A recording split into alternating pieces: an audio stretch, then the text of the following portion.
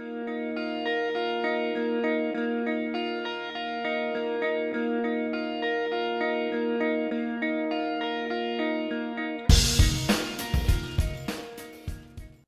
welcome to Voices of Somerville, a program brought to you by the Office of Somerville Commissions, the Health Department, and the Communications Department, the City of Somerville. So we talk about all different things that we have in Somerville. What are the resources we have? What are the voices we need to hear from and learn more? And so today's program, we're going to talk about living vibrantly in Somerville. And to help me do that, we have Bonny Carroll, host of Raising Families, who I'm sure you all watch every day. So thank you, Bonny, for coming. Thank you. This is very fun. I appreciate it. Yeah, so Bonny is a good voice to bring into Somerville's show here, because we want to talk about just living vibrantly. How do we live in our community? How do we give when we can, take when we need, and be a part of all the resources that we have here? So I just wanted to kind of talk to you, Bonny, about the resources, especially with regards to families. What are some of the resources that you're familiar with that you like? Okay, this is a great subject for me. I love talking about this because you probably know, I think most people know, that when I was raising my children, I raised 4 children by myself in the Mystic Housing Development, and we were quite poor for a number of years when they were growing up. And so, you know, I had to figure out ways to make do, and I got very skilled at that, let's say. One of the things that we did was shop at thrift stores. And the reason for that is, you know, you can get really good quality items for a price that you can afford, that's probably a third or, you know, even less for some items. And I brought this just to show you. This is one example of something that I got at a thrift store. I actually bought this the other day. I continued to shop there, even though I'm not supporting 4 children anymore, because I think paying full price, you know, for exorbitant prices is a little bit ridiculous. So this necklace I bought there, and I just loved it. I thought it was cute. It cost $3, and I bought it just on a whim. It's kind of whimsical. And I saw somebody at the Armory at an event yesterday who is a Jewish friend of mine, and she said right away when she saw the necklace, she said, "Oh, that's made by an Israeli woman. That's a designer creation of hers." Wow. And that costs about $75. Where'd you get that? It's beautiful. I told her I got it at the thrift store for $3. Yes. Yeah. So things like that, you know. This is really nice. Thank you. Can see it on the camera really well, but it's a very lovely piece and has lots of detail items, and these are items that you can get at thrift stores. So so I appreciate that. Yes. You're welcome. I bought a pair of boots one time that were Ugg boots, you know, really leather Ugg boots that cost about $400, and I paid $15 for them. So, you know, now, but some people are very afraid to buy used clothing, and I've never had any issue whatsoever. No? None. So, you know, I think you do have to be a little careful if you're buying things like overstuffed furniture or pillows. You know, I feel comfortable being an advocate about that, and I'll tell people when I see them in the thrift store, if they're picking up those kinds of items, I say be real careful to, like, leave it outside for a couple of days till you wash it or something, you know. Be smart, because there off and on are bed bug problems that you have to be aware of. But that's the only thing. Other than that, I think you can get really good bargains and, you know, easy on your family's budget. And nowadays we have thrift stores, we have consignment stores, we have boutiques that are combination. They have a little bit of everything, and they take donations from the community. They have consignment pieces, and they also sell new. There's a great thrift store on School Street, just up from Medford Street, and they are a little tiny boutique that has a variety of things. And our friend Steve DiCarlo got a lovely piece for his son, and I think that there's some amazing original pieces that an artist is putting there. So, and that's it's just a tiny little place, but they pack it, and it's really sweet looking. And then there's the Buffalo Exchange. In Davis Square, right? Yes, and that's a really fun place to shop. For my son, my oldest son is 13, and he can find some really great T-shirts And these are really very inexpensive pieces. You can really do really well, and you can be very fashionable. Yes. You can be very fashion forward with the different ways of combining things, but you can also have nice dress pieces that you can wear to work. Right. And there's all different. There's so many different things now. So I always think, you know, if once you've worn it a couple of times, it's not new anymore anyway. So right. what's the difference? Yeah. There's a really great shop, the Clothing Exchange. It's just right outside of Somerville, but we'll count it as one of our available resources, which is the Clothing Exchange. And that is on Everteasy Way, just outside of Inman Square. And they have amazing kids' clothing. And I always think if you buy it and it's already been used, it's clearly working. You know, it's a great piece, and or a sweater. You can get a lovely sweater from the thrift store, and you already know it doesn't pill because it's already been worn, and so it's a nice, nice tester. You already see how it's been working for people. Does it, when you say the Clothing Exchange, does that mean literally? Can you go in there and exchange your children's outgrown clothes? Exactly. For example? Yep. You drop off bags of clothing, or toys, or anything like maternity wear as well. Shoes.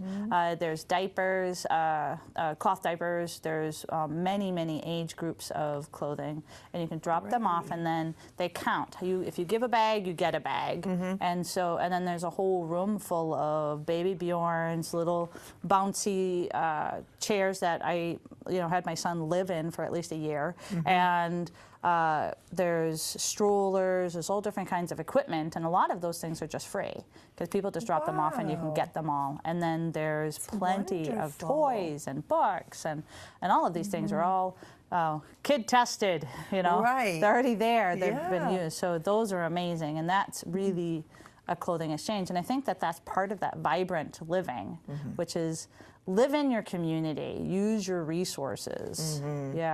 Because it's not, I mean, when you think about wealth or abundance or good living, excuse me, sorry, I've had a little cold. You're not thinking, it doesn't have to be just money. I mean, there can be many things that refers to. And for example, when you were talking, I was thinking of the fact that children usually get bored with toys very quickly. And it's appropriate, right? You know, you're a mom. But it's appropriate because once they've mastered a task, that's no longer useful because most toys have an element in them of play that's learning and teaching, and the child needs to master it. And so, to spend a lot of money on childhood toys, and so, unless, I mean, if it's a nice piece or your child deeply loves it and they're going to keep it till adulthood, that's one thing. But otherwise, I really encourage parents all the time to keep recycling the toys in the house because they'll get bored with them and they won't hold the same interest. You want to keep going up a level. And that's a great way to do it. You bring what they're done with to a consignment store where you can, in case people don't know what a consignment store is, you can bring things that you own in there, and the person who owns the store will sell them for you and then give you back a piece of what they sell for. So it's a good way for parents to make a little money too. They have Two Little Monkeys on Bow Street. Yes. They do that as well, consignment, and a real nice little shop, and you can definitely see so many different kinds of things, and it's a way to, it goes back to the old village style of, one family that outgrew something can give it to the next family, and not all of us have these amazingly wonderful extended families where, I grew up in, where all of my cousins were around, and so we never wore anything from a stranger, really, because we always had some cousin from a relative. And I was the baby, so I always was stocked with hand-me-downs. So I think that's what we're trying to do, is we're staying with that same idea of the hand-me-down, which is community. It's community living, and nowadays we don't have that same type of family structure, so we can recreate it with our stores. Absolutely. And, when my children were young, I was so grateful. I mean, I would not have been able to manage if it hadn't been for, we were involved in a church at the time that was very much conscious of these kinds of things. And so all of the children in the church would get hand-me-downs from the other families. So, it was nothing to get, every season to get a big bag of clothes that would fit my daughter, for example, or my 3 boys. And it's the way I managed. Yeah. Made it happen. Yeah, my boys were in pink for years. So. The neighbor had a girl, and so we were grateful to have so many of the little pieces that she had outgrown. She was 3 months ahead, so that was perfect. That's great. But there's also things like the soup kitchen, where there's so many, they always can use donations. And you can always drop off, get a little bit extra on your grocery bill, drop them things over for them. And if you need to, pick some up. Yeah. Absolutely. That's a really good resource. And along with that, I would just say that for low-income folks, for example, who may have food stamps, the Project Soup is a place where people can go and get like ordinarily the food stamp amount lasts in the typical family that I've spoken to about 3 weeks. Okay. And you've got 4 weeks to go before your new stamps comes in. And you can go to Project Soup once a month actually and get about a week's worth of groceries for yourself and your children. So that's helping to stretch, right, and making sure that the family's budget is being met. And so it's a really great resource to have in Somerville. Yeah. And definitely, for everybody, when we need it, it's there. And it's also there when we can give. And so I think that's something that, that's the living vibrantly. Right. Trying to be really close to our resources and knowing what they are and protecting them. And I know in your capacity for working with the city for years, you've had the opportunity to kind of speak up for some of these amazing resources. Do you have any examples of times when you knew something was, maybe at risk for being taken away? Have you seen that in Somerville at all? Well, there were times when during budget cuts it actually looked like places like Project Soup would be, unfunded, but luckily that didn't happen. So that's a plus. Yeah. But back on what we were saying about giving and taking, there is so much that families can do. As you said, you were telling me a story earlier about your children folding clothes at the clothing exchange, and I have another friend who brought her children to Project Soup to help serve meals, and I've brought my grandchildren places to help serve meals, and so it gives, because you don't want it, while you want people to take advantage of the resources absolutely when they need them. It's what we should do as a humane society is to help those in need. But you also don't want to leave people with the feeling that they always have to take and they have no capacity to give. As you said earlier, everybody can give something when they can. So you can give back in a physical way. I remember one time, I like to say this too because I know people sometimes feel guilty that they can't give gifts or presents. And when I was a lot less financially secure, I would do things like give gifts of time. So, for example, my mom was away one weekend, and I went to her house and cleaned her oven, which was a disaster. She's passed away, so she won't know I said that. But it was, So when she came back from her weekend away, the oven was spotless, and it had I tied a big red bow around the oven and just said, this is your present. So it didn't cost any money. Right. And people do that now. You can make up little cards that say, I will babysit for you 3 times, or I'll, shovel your walk or something. So everybody can give to the community, and they feel better if they do. They do. You've really, it's documented that giving is a part of making your own level of satisfaction and happiness to go up. And I know when my kids were little, we did a babysitting exchange with several families where I would babysit for a couple, and I had no limit for when they had to return. And I would show up whenever they felt like it, because these are my friends, and I like their kids, and I would babysit for the kids, and the couple could go until their date was ended. It wasn't that, I've got this babysitting is going to cost me $60 plus dinner plus movie, and then I can't get out. And so there was no limit to it, and most of our friends were able to stay out really late. And my husband and I were able to, we'd be barely making it till 10. So we were a really cheap exchange. But it was a way for us to be able to live vibrantly, because our own relationship needed to have time to, you know, take a step out and just be a couple. And then also I felt I was rewarded when my friends had that same opportunity. And just me getting a chance to be the auntie. I was the auntie to so many kids because I got to hang out with them, and you know, I got to be with those, a totally different kind of kid under totally different circumstances of my own. So just really helped me live in a closer community with a lot of people.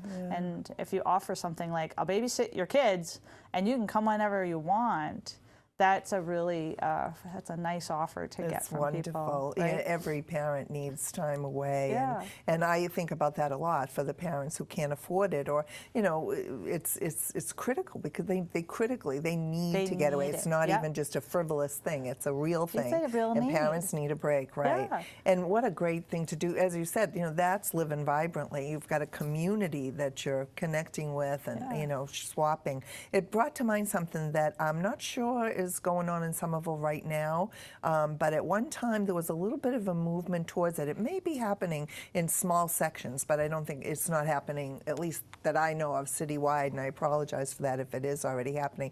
But a program called Time Banks, have you heard about that? Time banks. Well, I know that there was a time banking back in the 50s, because I've heard grandmothers tell me a little bit about it. So you tell me about it, and we'll let more people know. What is it? Great. Well, time banking, from what I've heard, and I haven't been involved for a number of years now, but was, I can't remember the name of the man who started it either, unfortunately. But it's a system.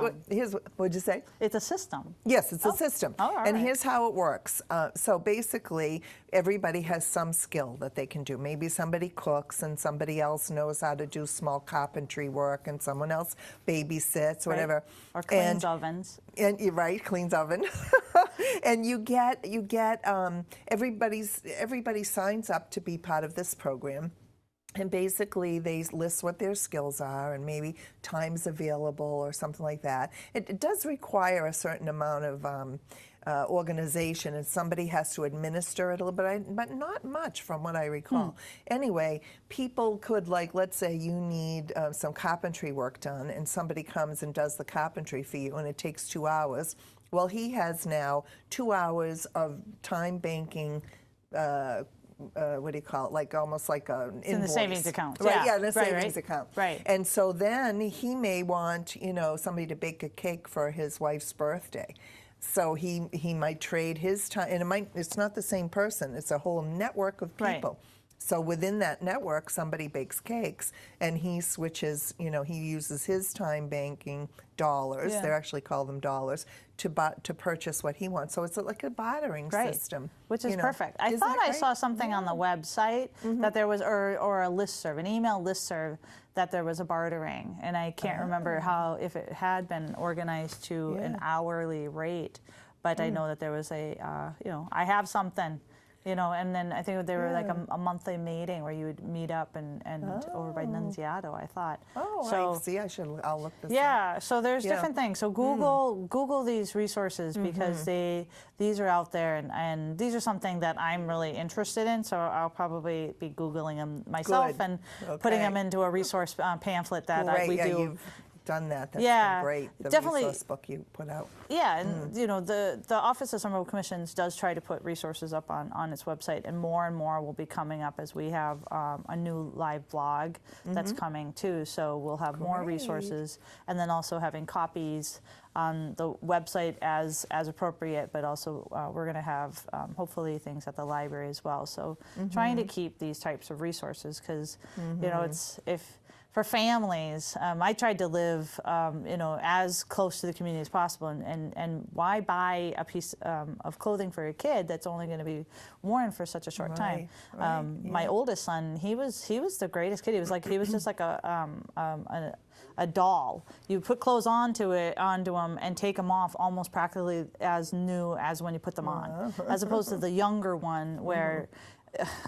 He just had to look at a piece of clothing and it would be dirty. So it was two different kids. But you know, for families that, you know, want to reduce the amount of money that they're expending on their food budget or their clothing budget, their toy budget, all of those things. And then now we're talking about like your gift budget as well. Right, right. You know, you can really cut your resources or cut your budget expenses down and save them for, you know, other things. And even in that barter system, you may be lucky and be able to have someone who's willing to give violin lessons or give a piano lesson. Well, yeah, whatever a person's skills are. Yeah. You just remind me of two other things.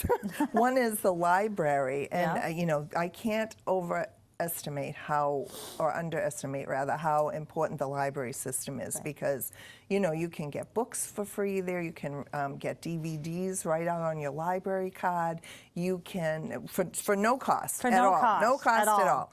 And then, magazines, right, I just found out. Magazines, absolutely. Magazines. You don't need magazine subscriptions, you can go right to the library and take them out. And also museum passes, so you can go to most of the museums with your children, you know, free of charge. I mean, there's usually a waiting list, but you know, I've done that for years. In fact, I think they still do this too, but when my children were young, I would go up there once a month and take out sculptures and art on my library card. So we had a revolving, you know, there was sculpture on the coffee table and there was art on the walls. And I was living at Mystic Housing Development, but you know, this is I didn't you know, you could do that. oh yeah, you could, and you could also take out musical instruments for children. So you could, you know, have one child would have a tambourine or whatever, and we'd march around the living room singing. Yeah. So this is, you know, I had art and sculpture that you would see in much more wealthy homes, you know, but that's available. And one other thing is Free Cycle. Do you know about Free Cycle? Tell us about Free Cycle. Free Cycle is amazing. I'm on Free Cycle in Cambridge, Somerville, and Arlington, and Belmont. So that's an email, isn't it? Yes, you can. Here's what you do. You get onto the website. It's called Free Cycle. Yeah. And then you can figure out which towns you have access to. So for somebody without a car, maybe it's only Somerville.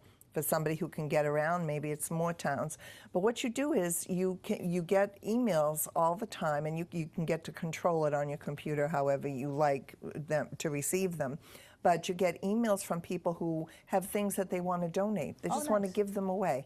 So they might be saying, you know, I have 5 children's puzzles, you know, or I have clothing for a 4-year-old boy, or I have skates for a 9-year-old girl.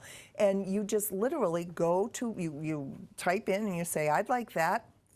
And they tell you when to come and pick them up, and you go pick them up. Wow. And so you can both, you know, get rid of things you don't need anymore, but you can also put on there what you want. So you can put wanted, you know, wanted desk. Yes. And people will respond and say, I have a desk to get rid of. Isn't that amazing? Yeah. I just had a woman come to my house over the weekend. She had put on there that on Free Cycle that she lives in Cambridge, and she put that she's looking for 2 chairs for her dining room, and she needed some terracotta pots because she's an artist and she wants. Now I just happen to have an excess of pots that I don't need anymore because I've cut down my plant collection. Yeah. So, you know, I had the pots and they're just sitting in my basement, and I had 2 chairs that I actually got from another Free Cycle person who was giving them away.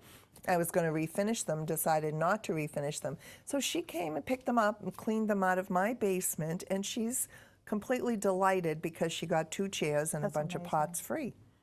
So it's a great resource. So it's like, and you're getting to be with your neighbors, get rid of the things that are just not needed any longer. Right. Getting the things that you want. Yeah. And all through the free. Email. Yeah. See, that's the thing. Very cool. You know, trying to live as freely as possible, and it's possible to be vibrant and free at the same time. Yes. And Somerville's an amazing place that we have that kind of resource, and a lot of the community has access to the knowledge of that free bank, and you can start these things up, or time banking. Time banking. Right. So you know, you can Google a lot of these resources, and then you know, if these are not or easily organized, then I'll definitely try to put something together. Good.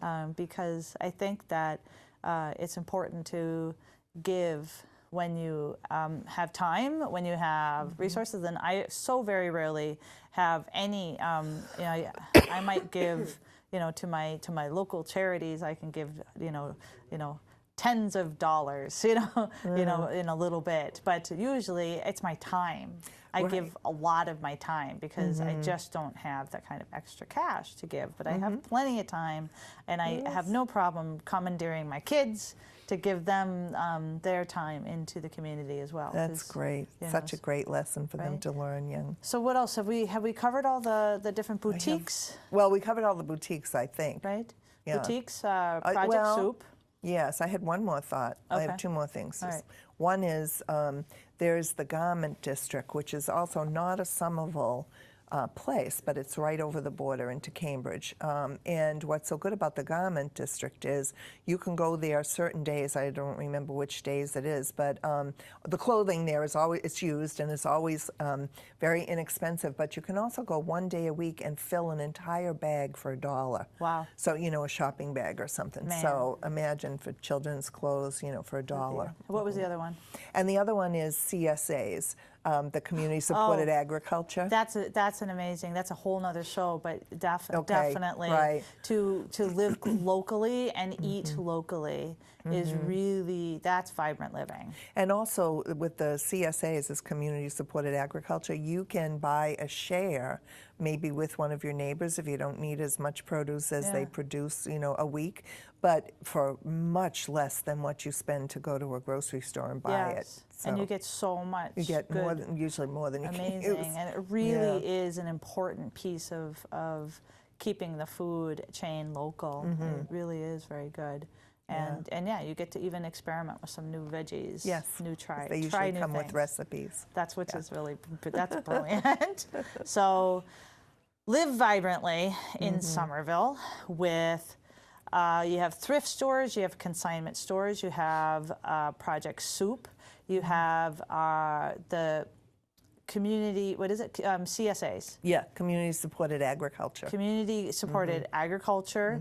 We have clothing exchanges. We have time banking. What else did we mention?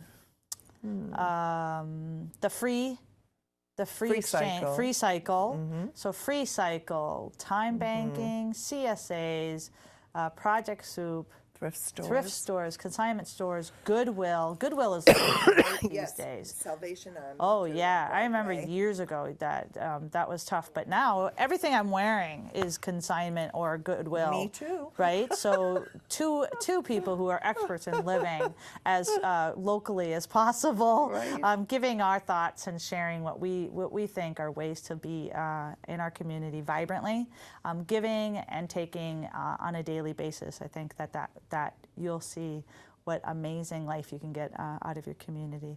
So we've been able to cover everything today, and look on the resources. You can call the Office of Somerville Commissions if you have questions, if you want to know more about some of the items that we talked about today, and go to the library. Don't forget the library. We talked about the library as well. So thank you so much for joining Voices of Somerville, a program brought to you by the Office of Somerville Commissions. We encourage everyone to get engaged in our local government and joining a commission. Today's program brought to you by Brian McCarthy, Steve DiCarlo, and all the friends at the Communications Department. So thanks for joining us. Thank you, Bonnie. Thank you.